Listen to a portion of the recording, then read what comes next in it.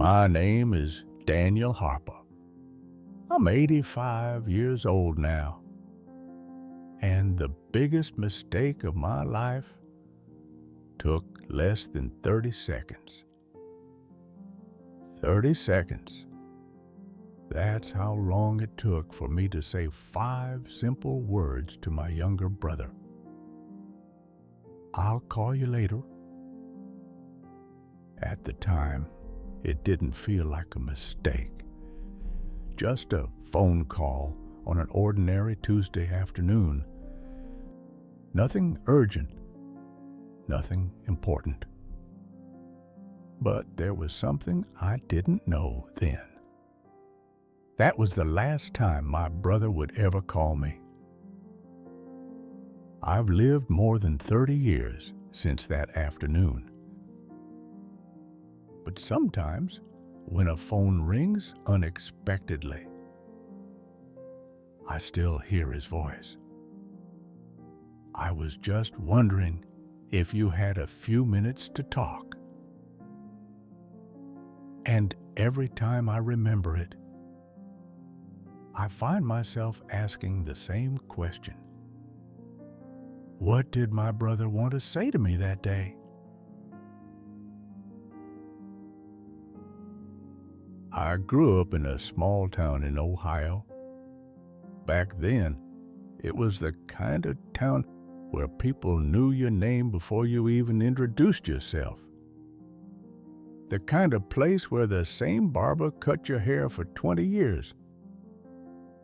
Same grocery clerk asked about your mother every time you walked in. My younger brother Michael and I grew up there together. We were only 2 years apart, but in many ways, we were very different people. Michael was patient, quiet, the kind of person who listened longer than most people talked. Even as a kid, he liked fixing things. Broken latches, loose hinges, old radios people thought were beyond repair. He would sit at the kitchen table with a screwdriver and a small box of parts.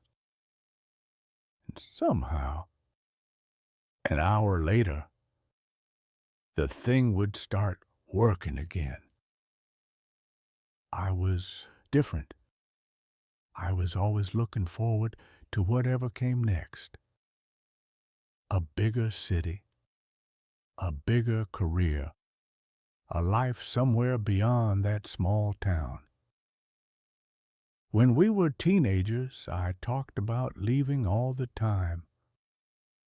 Michael didn't argue. He just listened. Then sometimes he'd smile and say something simple. Someone's got to stay here. Years later, that's exactly what happened. I left. Michael stayed. I moved to Chicago in my early 20s. Found a job. Started building a career. The kind of career that slowly fills up every hour of your week. Michael stayed in our hometown. A few years later, he opened a small hardware store on Main Street.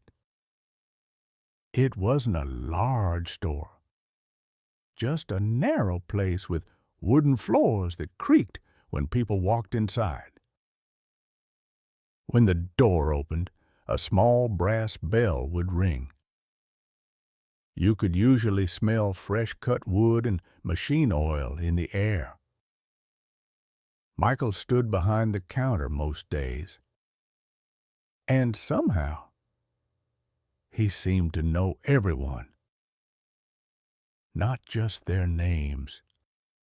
He remembered things about them. Who needed help fixing a fence? Whose daughter had just graduated? Which farmer's truck never seemed to run right? Sometimes when I visited home, I'd stand behind the counter with him for a while, watching people walk in. Neighbors, old friends, folks who didn't even need anything. They just came by to talk to Michael. He always had time for them. Looking back now, I think that was something Michael understood better than I did. Time. How to give it to people. Even after our lives went in different directions, we kept a small routine. Almost every Sunday evening, Michael called me. The conversations were never long. 5 minutes, maybe 10. Just enough time to check in.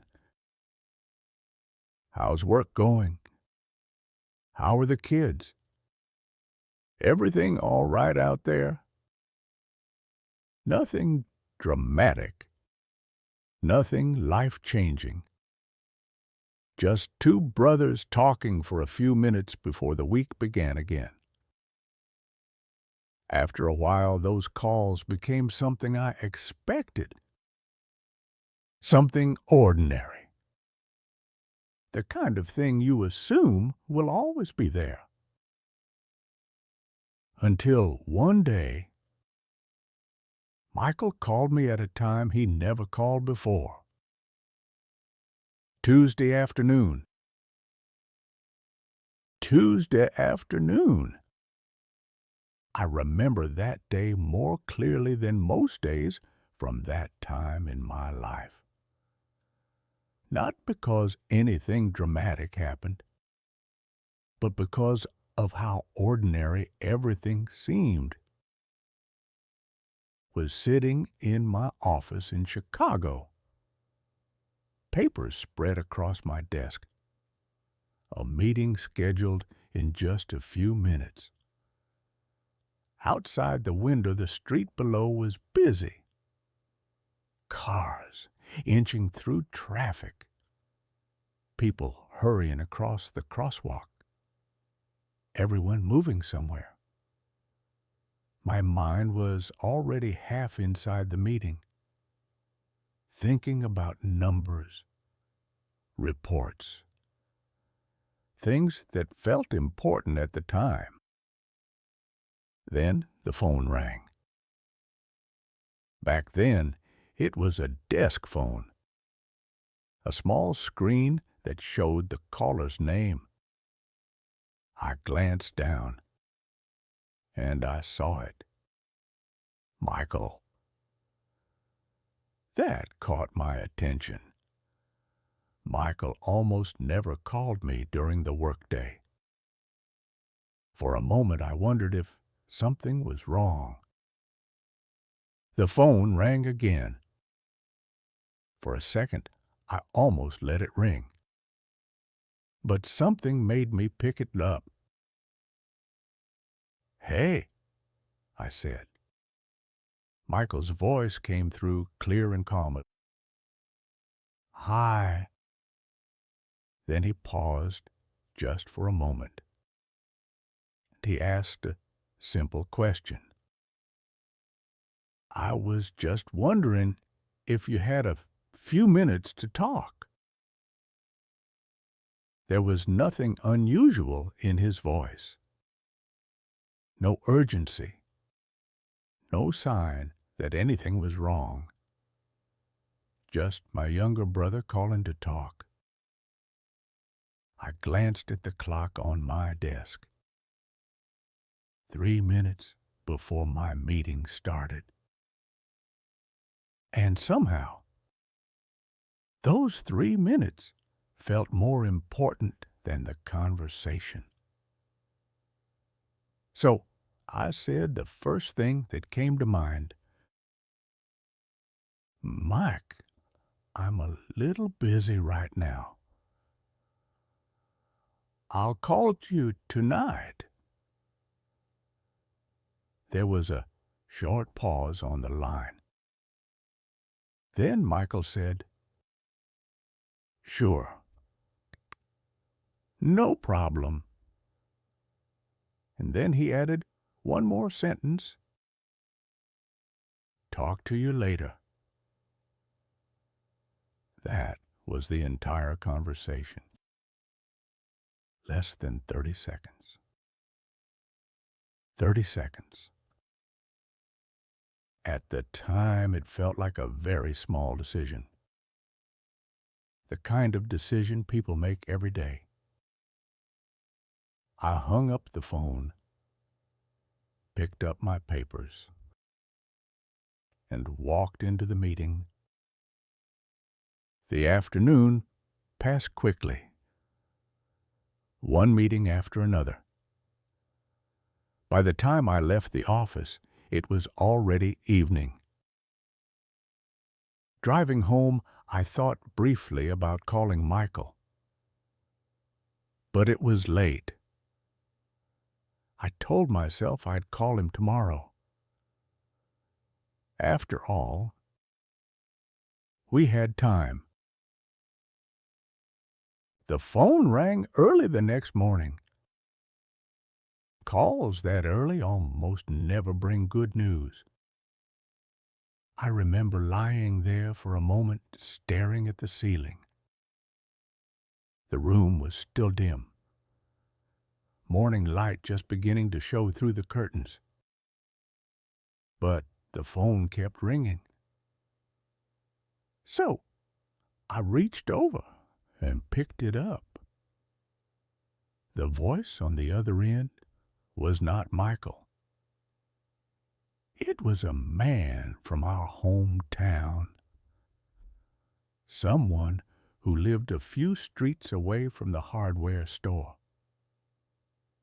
His voice sounded careful, the way people sound when they are about to tell you something difficult.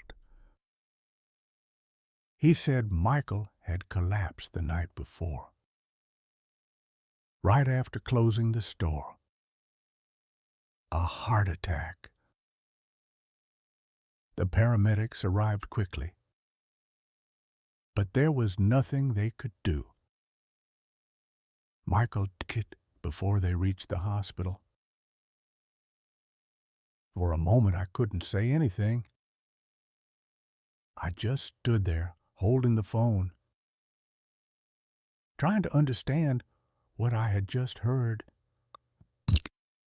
Outside my window, the city was waking up. Cars moving, people walking to work. The world continuing as if nothing had changed. But something in my mind had stopped. Because suddenly, another memory returned. Michael's voice from the afternoon before. I was just wondering if you had a few minutes to talk. And my answer. I'll call you tonight. Later that day, I drove back to our hometown. The highway felt longer than I remembered. Mile after mile, passing quietly outside the window. I didn't turn on the radio. I didn't make any calls. I just drove. When I reached Main Street, the town looked exactly the same.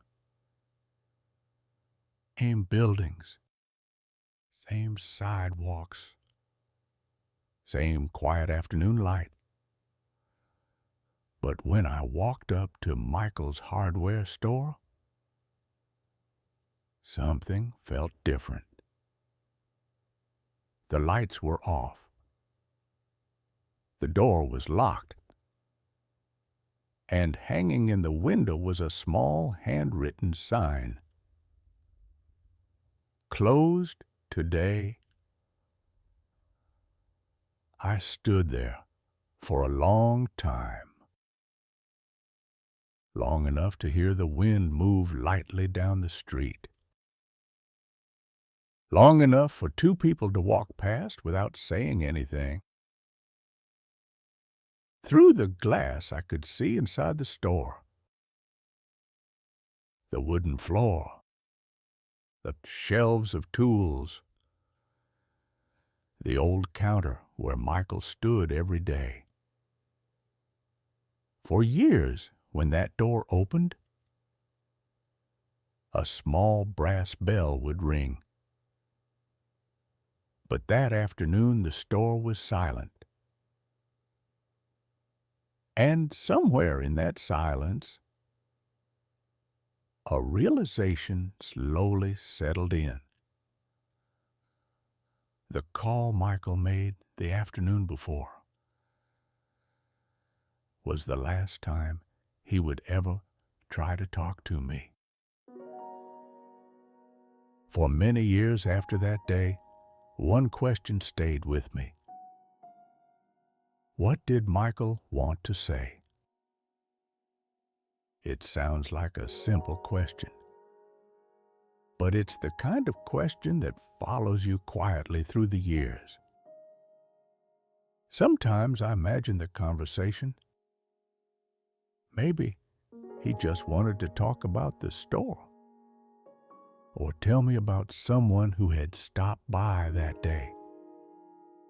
Maybe he was calling for the same reason he always called, just to hear his brother's voice. But I'll never know. There is a strange weight in not knowing, because when a moment disappears without explanation, your mind keeps returning to it, turning it over, looking for answers that are no longer there. As the years passed, I began noticing something, not just about my life, but about everyone's. Most people believe important moments will look important when they happen. We imagine them arriving with some kind of warning, a serious conversation, a clear turning point, something that tells us this matters. But life rarely works that way. The moments that change our lives usually arrive quietly. They look ordinary. A short visit, a quick conversation, or a phone call on a Tuesday afternoon. When I was younger, I believed something most people believe. I believed there would always be another moment, another conversation, another chance to say what needed to be said. But time has a quiet way of teaching you otherwise. These days, when the phone rings, I answer it. Even if I'm busy, even if I'm tired, even if I think I can call back later. Because I learned something on a quiet Tuesday afternoon many years ago. Sometimes, the moment that changes your life doesn't feel important when it happens. It feels ordinary, like a phone call you think you can return later. And the last time someone reaches out to you will not feel like the last time. It will feel like any other moment. These days, when the phone rings, I answer it. Even if I'm busy, even if I'm tired, even if I think I can call back later. Because I learned something on a quiet Tuesday afternoon many years ago. Sometimes, The moment that changes your life doesn't feel important when it happens. It feels ordinary, like a phone call you think you can return later. And the last time someone reaches out to you will not feel like the last time. It will feel like any other moment.